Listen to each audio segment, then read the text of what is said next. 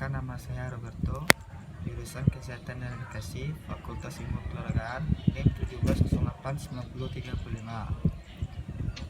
Baiklah, kali ini saya akan menyelesaikan mata kuliah anatomi terapan dengan membahas materi-materi mata kuliah anatomi terapan. Pertama, neurologia. Sistem saraf ini merupakan salah satu bagian dari sistem saraf pada manusia. Sistem saraf pusat ini fungsinya untuk memegang segala kendali dan pengaturan atas jaringan saraf hingga kepada sel saraf. Bagian-bagian dari sistem saraf ini adalah otak besar, otak kecil, sumsum tulang belakang, dan sumsum lanjutan. Bagian sistem saraf pusat. Yang pertama, otak besar yang merupakan bagian dari sistem saraf yang mengandung cairan cerebrospinal yang berada di sekelilingnya yang berguna untuk melindunginya dari goncangan. Kedua, otak kecil. Pada bagian ini berfungsi sebagai pusat koordinasi gerakan antar otot yang terjadi secara sadar, seimbang dan posisi tubuh. Dengan kata lain, otak kecil ialah pusat keseimbangan tubuh. Yang ketiga, sumsum tulang belakang.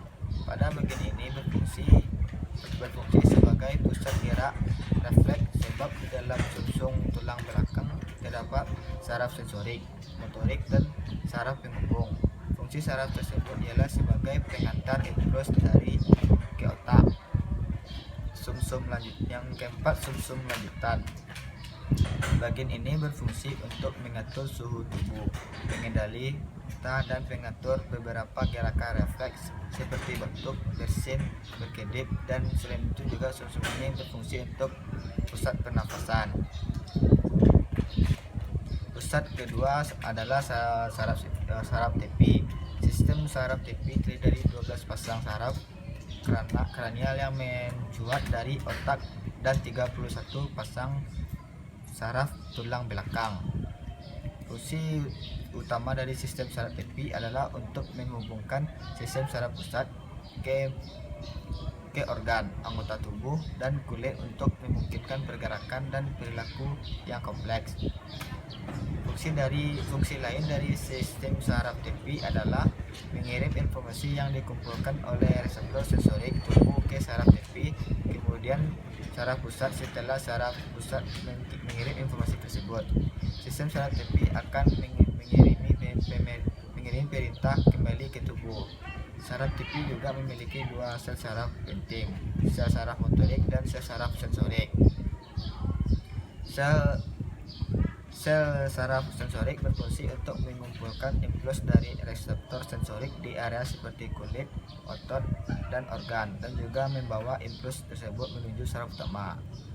Saraf motorik berfungsi untuk mengumpulkan pusat keluar dari saraf pusat dan mengirimkan ke organ tubuh yang tepat, memberi tahu mereka yang harus dilakukan apa yang harus dilakukan. Sistem koordinasi pada manusia terdiri dari sistem saraf, sistem indera, dan sistem hormon. Sistem saraf bersama-sama dengan sistem hormon berfungsi untuk mengatur dan memelihara fungsi tubuh, misalnya mengatur kontraksi otot, perubahan-perubahan alat-alat tubuh bagian dalam, dan sekresi berbagai kelenjar dalam tubuh. Sistem saraf berperan penting untuk merasakan perubahan-perubahan yang terjadi di luar atau di dalam tubuh, menafsirkan dan memberi respon dalam bentuk kontraksi otot atau dapat berupa sekresi kelenjar. Neuromuskular adalah dua sistem yang tak dapat dipisahkan dalam kehidupan sehari-hari, terutama dalam keadaan olahraga. Muskular dalam fungsinya adalah merekrut atau memendek atau kontraksi. Dalam pemendekan ini harus dirangsang oleh sistem saraf sehingga ia terkontrol kekuatan akurasi dalam maupun powernya. Hal tersebut disebabkan makin besarnya kehendak, makin kuat dan cepat kontraksinya, sehingga tak mungkin otot menampilkan kerjanya dengan baik tanpa sumbangan dari saraf. Setiap sel otot dilayani oleh satu saraf, sehingga pengaruh latihan terhadap perubahan neuromuskular adalah: yang pertama, latihan dapat memperbesar miofilament dengan latihan kekuatan. Latihan dapat mempercepat shielding movement atau kontraksi relaksasi. Latihan dapat mempertinggi cadangan glikogen karena pada latihan banyak menggunakan glikogen. Meningkatkan respon otot terhadap rangsang. Meningkatkan kemampuan motorik kekuatan dan daya tahan otot. Selanjutnya, sistem endokrin. Perubahan yang terjadi pada sistem endokrin akibat olahraga. Sistem saraf dan sistem endokrin adalah merupakan dua sistem organ yang berperan besar terhadap respon dan adaptasi. Kedua sistem tersebut bekerja untuk mengatur kecepatan aktivitas kimiawi sel di berbagai jaringan. Sistem saraf akan merespon lebih cepat terhadap perubahan homeostasis seluler dibandingkan dengan sistem endokrin. Walaupun sistem endokrin merespon lebih lambat, seringkali lebih besar dan lebih lama. Sebab efek pengaturan endokrin pada fungsi sel sangat luas.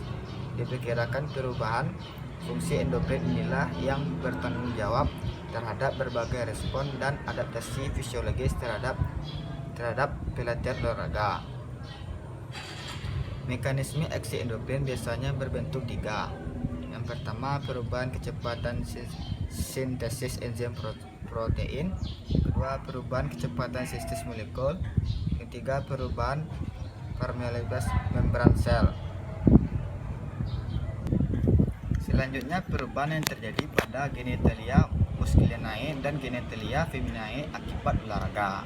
Olahraga dan kebugaran reproduksi. Untuk mendapatkan kondisi fisik yang prima, salah satunya dapat dilakukan dengan pelatihan olahraga secara kontinu dan teratur. Olahraga merupakan perilaku aktif yang dapat meningkatkan metabolisme dan metabolisme fisik sekunder di dalam tubuh untuk memperbaiki sistem kekebalan tubuh dalam upaya mempertahankan tubuh dari gangguan penyakit dan stres. Satya Dhamma mengatakan bahwa olahraga merupakan aktivitas yang sangat penting untuk mempertahankan kebugaran. Berolahraga secara teratur membuat seseorang akan menjadi lebih bersemangat dan terlihat muda. Tidak hanya itu, olahraga juga dapat menghilangkan ketegangan, stres, dan kekuatan yang berlebihan yang mungkin dapat mengganggu kenikmatan dalam berhubungan intim. Olahraga juga membuat sirkulasi darah menjadi lebih lancar, termasuk aliran meningkatkan gairah seks. Olahraga sangat berguna pada kesehatan fisik, mental, dan sosial. Kesehatan fisik dan psikis merupakan modal untuk dapat melakukan tubuh menjadi sehat dan berhubungan seks jadi lebih baik dan aktivitas lainnya. Apabila ada masalah dan banyak pikiran, aktivitas seksualnya tidak akan berjalan dengan baik. Gairah seks bertambah berkat aktivitas olahraga yang teratur. Sebab olahraga terbukti mampu meningkatkan kadar hormon bagi laki-laki. Selanjutnya, struktur leukosit. Leukosit merupakan sel darah putih yang diproduksi oleh jaringan hemopoietik untuk jenis pragranula dan jaringan limfatik untuk jenis tak pragranula. Berfungsi dalam sistem pertahanan tubuh terhadap infeksi. Leukosit paling sedikit dalam tubuh, jumlahnya sekitar 4.000 sampai 11.000 per 11.000. Berfungsi untuk melindungi tubuh dari infeksi. Karena itu, jumlah leukosit tersebut berubah-ubah dari waktu ke waktu sesuai dengan jumlah benda asing yang dihadapi dalam batas-batas yang masih dapat ditoleransi tubuh tanpa menimbulkan gangguan fungsi. Meskipun leukosit merupakan sel darah,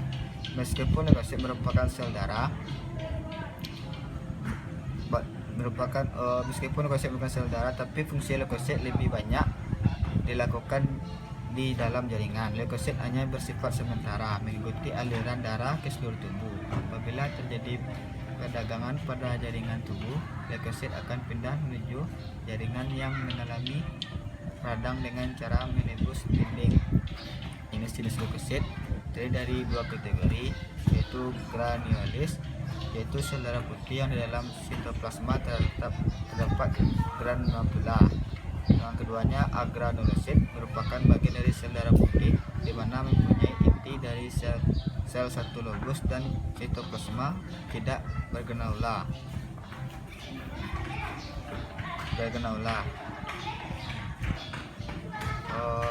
Struktur trombosit. Struktur trombosit memiliki ukuran 1-4 mikron dengan bagian selnya berbentuk seperti ringan dan tidak memiliki sel inti. Meskipun tidak memiliki sel inti, trombosit masih bisa melakukan sintesis protein karena memiliki kandungan RNA pada sitoplasma. Dalam sitoplasma diameternya sekitar berkisar 2-3 mikro. Trombosit memiliki membran T 3 lapis atau trilayer dan sistem membran yang memiliki ruang atau kinali. Darah dalam olahraga. Hakikat dan manfaat olahraga yang dilakukan secara teratur adalah kegiatan menunjang kesehatan tubuh. Kegiatan fisik ini dapat membantu otot tubuh lebih aktif bergerak sehingga bisa membantu kinerja organ tubuh menjadi lebih maksimal secara langsung. Salah satu organ tubuh yang paling besar menerima manfaat dari olahraga ini adalah jantung. Saat berolahraga, jantung akan berdetak lebih kencang, peredaran darah menjadi lebih lancar dan akhirnya tubuh menjadi bugar. Selanjutnya, perubahan anatomi pada alat indera mata dan telinga akibat olahraga. Mata.